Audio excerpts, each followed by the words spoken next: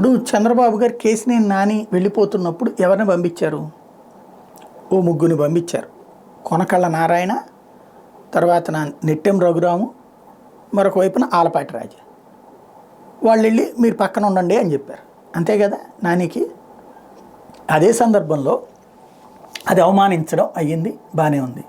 అది అవమానించలేదు, గౌరవించారు అని చెప్పి రాస్తున్నది ఈనాడు జ్యోతి, బాగుంది. ఇప్పుడు పార్థసారథి దగ్గరకు వచ్చేటప్పటికి దాదాపుగా 7-8 మంది వెళ్ళారు ఆయన కన్విన్స్ చేయడానికి. మీకు అక్కడ పరిస్థితి బాగాలేదు, ఎమ్మెల్సీ ఇస్తారు రేపు పొద్దున అని వీళ్ళ వైపు నుండి ప్రపోజల్.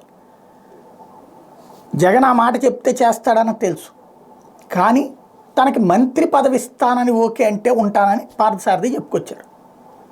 ఎమ్మెల్సీ ఇచ్చి మంత్రి అని జగన్ నేను చూసుకుంటాలే అని చెప్పచ్చు, బట్ జగన్ మంత్రి పదవి హామీ ఇవ్వలేదు పార్థసారథికి. కాబట్టి ఆయన ఇక మంత్రి పదవి రాదన్నప్పుడు చంద్రబాబు నాయుడు గారి వైపు నుండి మంత్రి పదవి ఆఫర్ వినబడుతోంది. ఆయన నూజివీడు అసెంబ్లీ స్థానానికి పోటీకి పెట్టడానికి ప్రిపేర్ అవుతున్నాడు, ఆయన వెళ్ళడానికి ప్రిపేర్ అవుతున్నాడు. ఇది వాస్తవం. మొన్నటిదాకా పార్థసారథి గురించి పనికిరాడు అక్కడ అని రాసుకొచ్చినటువంటి ఇప్పుడు పెనమలూరు పార్థసారథి నిజంగా తెలుగుదేశం పార్టీకి బీసీల మీద ప్రేమ ఉంటే అక్కడ పార్థసారథికి బీసీకి ఇచ్చారు. కిందసారి ఎవరు తెలుగుదేశం అభ్యర్థి? బోడే కదా, బోడే ప్రసాద్ కదా, కమ్మ సామాజిక వర్గం కదా. రెండోసారి కూడా అతనికే కదా ఇచ్చింది సిట్టింగ్ ఎమ్మెల్యే అని చెప్పేసి. ఈ దఫా కూడా కమ్మ సామాజిక వర్గానికి ఇవ్వబోతున్నారు కదా. అక్కడ బీసీ అయినటువంటి పార్థసారథి ప్లేస్లో జోగి రమేష్కి ఇస్తున్నారు, అంటే ఇంకొక బీసీకే ఇస్తున్నారు. మరి నిజంగా తెలుగుదేశానికి చిత్తశుద్ధి ఉంటే ఏం చేయాలి?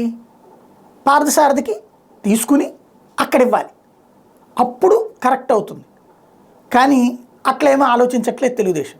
కానీ ప్రతిదీ ఎజెండా బేస్డ్ జర్నలిజం చేస్తున్న ఈనాడు సారథికి ఎందుకు ఈ బుజ్జగింపు, భయపడిపోతున్నారు, సారథి ఇంపాక్ట్ మొత్తం రాష్ట్రం అంతా ఉంటుందని అంటూ ఇంకొక కోణం, అంటే యాదవులను రెచ్చగొట్టారు. మరి అనిల్ కుమార్ ఎవరు?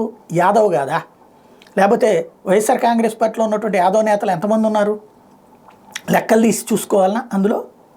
కాకపోతే ఏంటంటే వెళ్ళిపోయే వాళ్ళకి సంబంధించి కులాన్ని చెప్పి ఆ కులాన్ని రెచ్చగొట్టాలి, వచ్చినటువంటి వాళ్ళు లేదా పదవులు పొందినటువంటి అదే కులపు వాళ్ళని సంబంధించి డౌన్ ప్లే చేయాలి. ఇది ఒక దాన్ని ఏమంటారు ఎజెండా బేస్డ్ జర్నలిజంతో ప్రస్తుతం ఈనాడు నడుస్తూ ఉంది.